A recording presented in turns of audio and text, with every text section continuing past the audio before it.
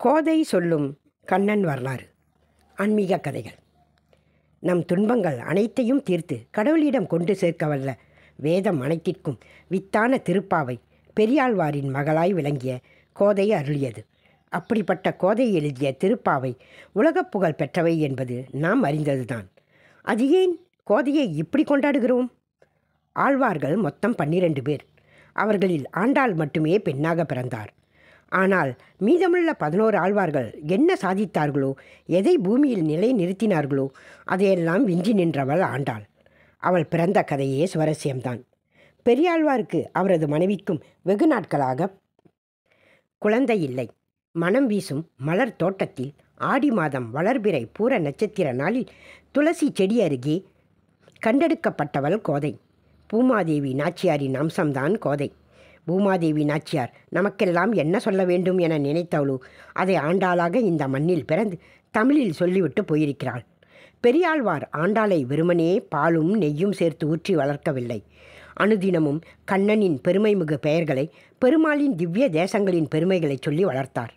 நம் வீட்டு பிள்ளைகள் சரிவர பேசுவதற்கே 5 வயதாகும் போது கோதையின் எண்ணம் அவ்வயதில் திருப்பாவை எழுதும் அளவு ஞானம் பெற்றிருந்தது.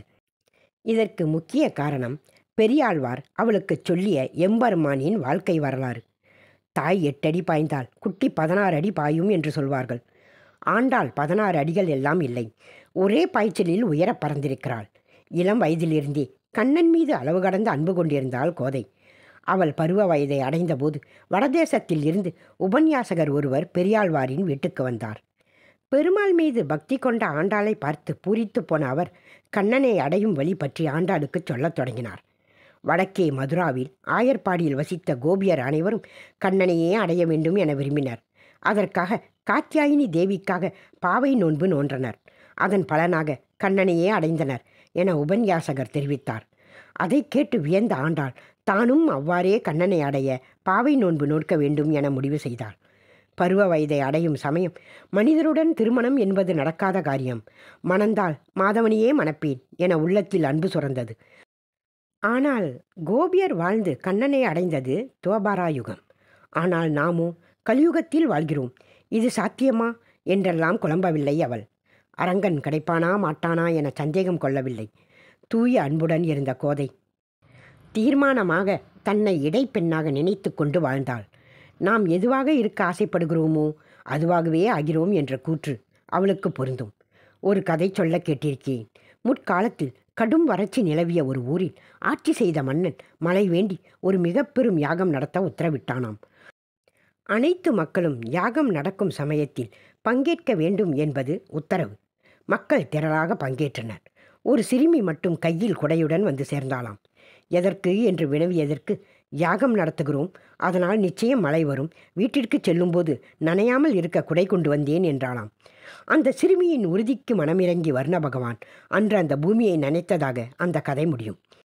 இங்கே கோதையும் தான் மனதில் எடுத்துக்கொண்ட உறுதித்தன்மையிலிருந்து கொஞ்சமும் பின்வாங்கவில்லை.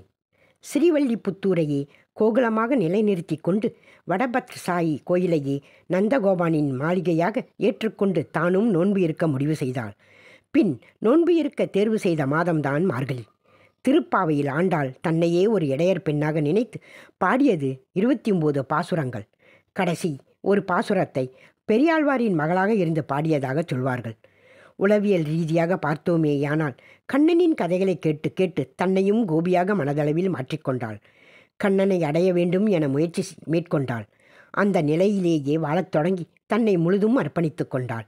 இப்படி கண்ணனின் லீலைகளையும் வாழ்க்கை வரலாறையும் கேட்டு கேட்டு வளர்ந்த ஆண்டாளின் மனதில் பக்தி நிரம்பி வழிந்தது.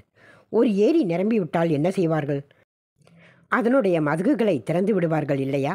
அதுபோல கண்ணனின் கதைகளை உள்வாங்கி உள்வாங்கி கழுத்து வரை நிறைந்திருந்த கண்ணனின் வரலாறை பாசுரங்களாக எழுத முடிவுக்கு கொண்டு வந்தாள். கண்ணன் எப்படிப்பட்ட வரலாற்றை கொண்டவன்? கடவுளாகிய திருமால் இந்த பூமியில் 10 அவதாரங்களை எடுத்தார்.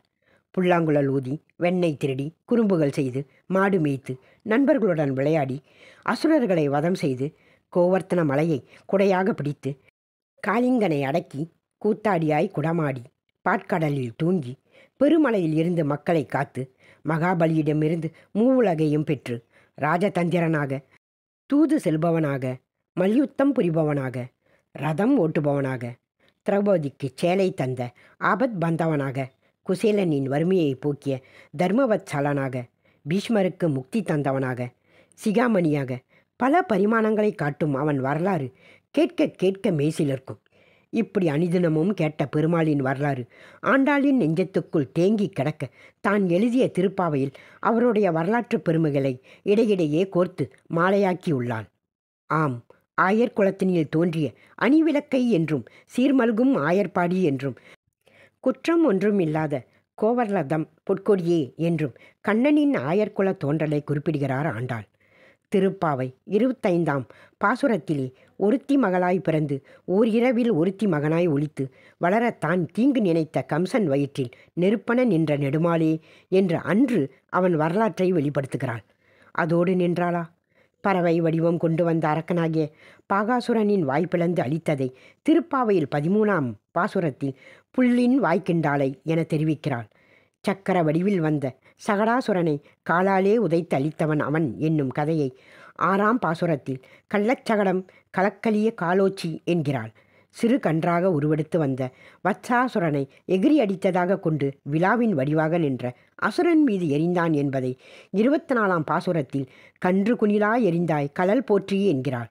மேலும் ராம அவதாரத்தில் தன்னை போரிட்டு எதிர்த்த ராவணனை அழித்ததை 24ஆம் பாசுரத்தில் சென்றுங்கான் தென்னிலங்கை சென்றாய் திரள் போற்றி என அவன் வீர செயல்களை விளங்கச் சொல்கிறாள்.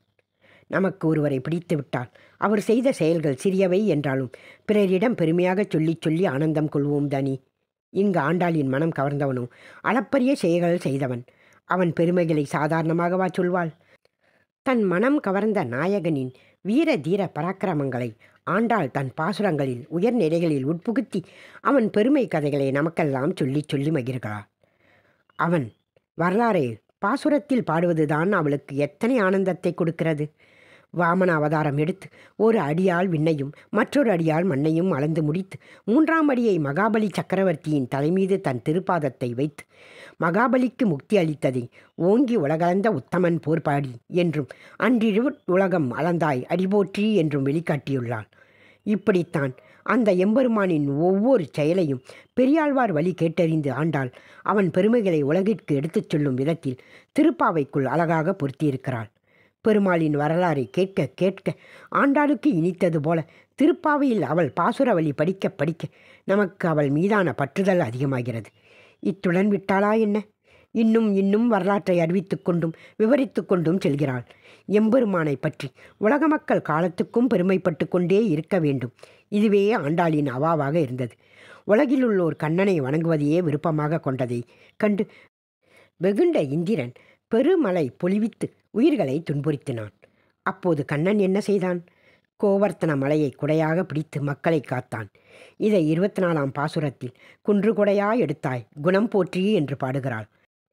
மாயனை மண்ணு வடமதுரை மைந்தனை எனும் 5ஆம் பாசுரத்தில் யமுனை நதிக்கரையிலே உள்ள வடமதுரையை வாசுதேவருக்கு மகனாக பிறந்து தேவகியின் வயிற்றையும் மனதையும் நினைத்தவன் என்றும் கந்தம் கமிழும் குழலி கொத்தலாளார் பூங்குழல் நம்பின்னை என்றும் பாசுர வரிகளில் கண்ணனின் மனைவி நம்பின்னை என்பதையும் வெளிக்காட்டுகிறார். இது மட்டுமா? கண்ணன் என்பவன் கரிய மினியுடையவன் என்பதோடு பாட்கடலில் துயுற்றவன், மேன்மை பொருந்திய சங்கு சக்கரம் தரித்தவன், சாரங்கவில்லை உடையவன் என்பதும் போன்ற பெருமானின் பல அவதார நிகழ்வுகள் திருப்பாவை பாடலில் பரவலாக பெருமையுடன் காணப்படுகிறது. இப்படியாக பெரியாழ்வார் தனக்கு சொன்ன திருமாலின் வரலாறை தமிழ் மணக்கும் மலர் சொற்களால் திருப்பாவையில் உட்புகுத்தி அனைவர் உள்ளத்திலும் நறுமணம் தவழச் செய்தவர் ஆண்டாள்.